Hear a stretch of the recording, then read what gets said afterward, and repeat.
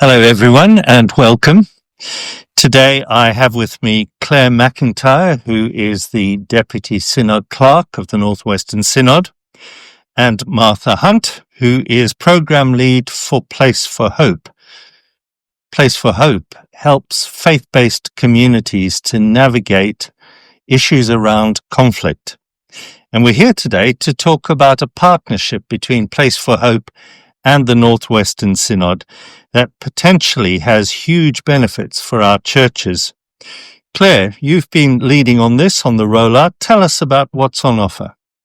Yeah, so we're really excited that the Synod of Scotland and the Northwestern Synod have been chosen as the first part of a rollout between the URC and A Place for Hope, which means that the Northwestern Synod can benefit from the services from Place for Hope, so mediation services, facilitated conversations, and help with conflict resolution. The service is free of charge and it's open to all of our churches, church leaders, ministers, steering group conveners, if they would like A Place for Hope to come in and help them with any kind of conflict that they're currently having issues with. Thanks, Claire. So Martha, conflict and churches, they're probably two words that churches hate being anywhere near the same sentence.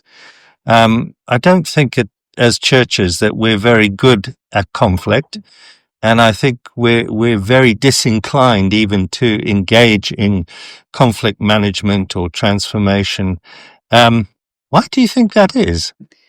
I think there's a few reasons. Firstly, I think there can be an expectation that because we are Christians, that we should automatically know how to be in community together. And so it can feel easier sometimes to just dig deep and be like, no, we love each other, we're here for each other, and then not actually deal with what's going on. I also think historically, as a society, we haven't been good at having hard conversations. And so part of what we do at Place for Hope is equip people to have those difficult conversations well, so that if conflict does emerge, we're able to deal with it well and see it as a normal part of life, a normal part of what it is to be in community, and something that can lead to positive outcome. I think we're also very, very scared that if there's conflict around, people are going to disagree and walk away from church.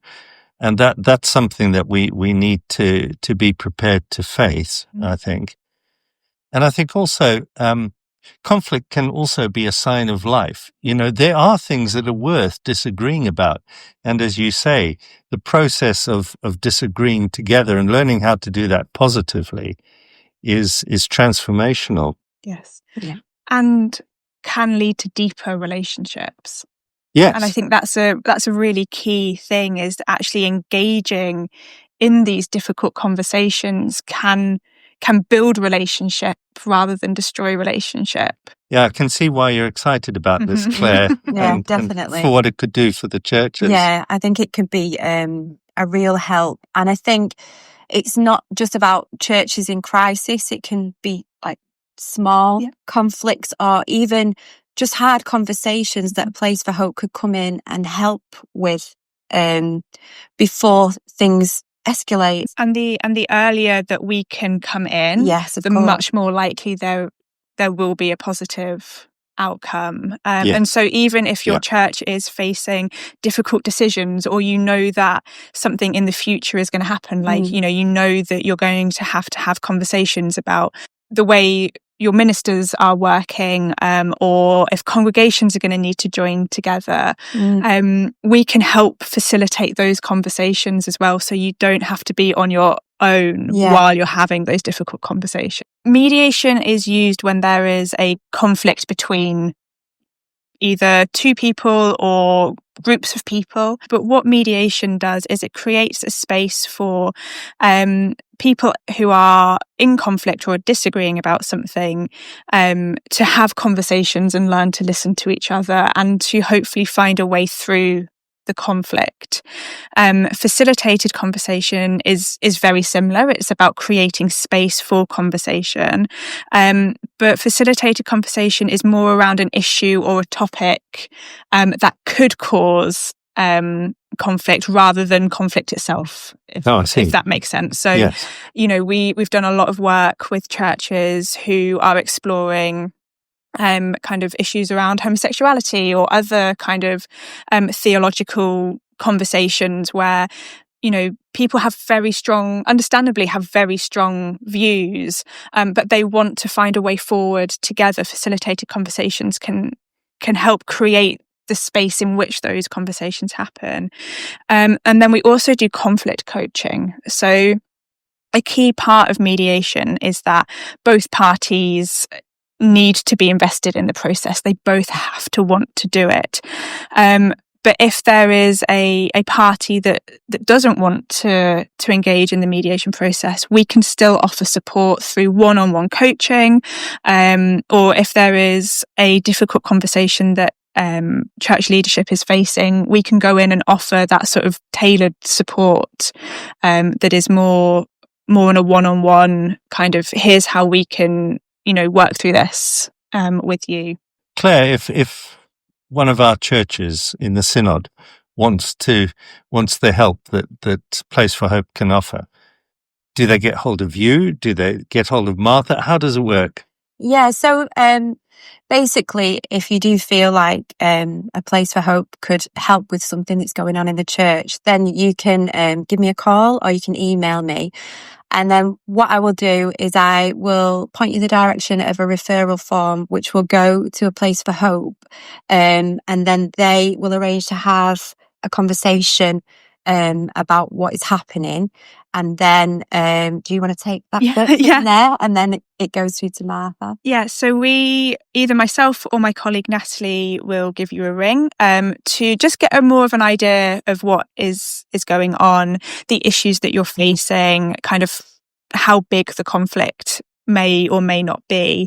And then we will assign practitioners to come and to work with you. Hopefully you will then be able to be brought together to have a conversation and then it kind of goes from there.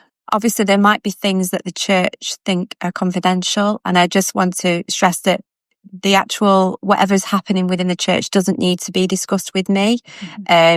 It just goes through me so that I can let the Synod Pastoral Committee know that there is an open case with a Place for Hope. But from that point forward, Place for Hope will deal with everything. They won't feed anything back to the Synod. They will just let us know whether the conflict has been resolved. So if you don't feel like contacting me, even though, like I said, it's all confidential, you can send an email directly to Martha. If you do contact Martha, she will just let me know anyway that there is a case. But like I said, the rest of it will be confidential, won't it, Martha? Yeah, absolutely.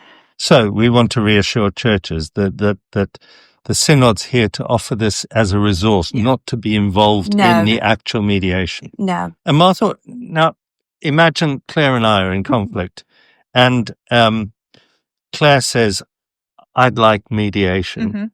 And I'm saying not on your life. What happens then? If there is one party that doesn't want to be involved in the mediation process, we can't do mediation. We can come in and give them support through coaching. So we could have some one-on-one sessions with Claire to just sort of talk her through how she could maybe engage in the conflict and offer her that sort of kind of support. We don't want anyone to feel like they're alone in their conflict. They can still contact a Place for Hope and ask for help. We need to be clear-eyed and realistic. Many of our churches are communities that have been together for a long, long time. And one of the features of human communities that have been together for a long time is that there are things that have never been dealt with, that have become deeply entrenched, and nobody talks about them.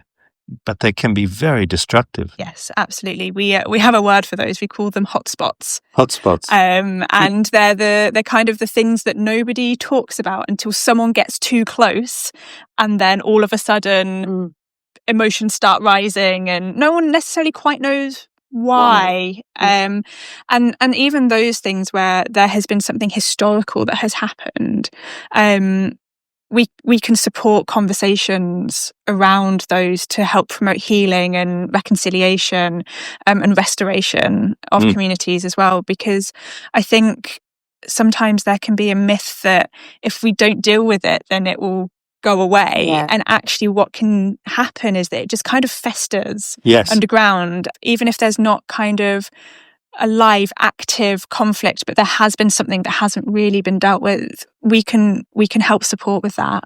How long does this all take? It's a very good question, but it really, really depends on how long the conflict has been going on for, how many people are involved, because mediation involves getting everybody in the same room at the same time. And so it also really depends on kind of how the process unfolds as well. Sometimes you can think it's about one thing, and then as you're talking to people and as people's stories are emerging, you realise that there's actually been things going on for a while. Yes. The longer things have been going on, the longer it takes to resolve. It really, really depends. Yeah. But that goes back, doesn't it, to what you were saying, that the most important thing is to start the process early as possible. Well, there you are, folks. That's the partnership.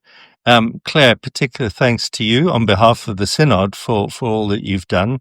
And Martha, bless you in your work, and we look forward to getting to know you better as your organisation makes the kinds of differences that we're talking about potentially in the lives of our churches. Thank you both very much.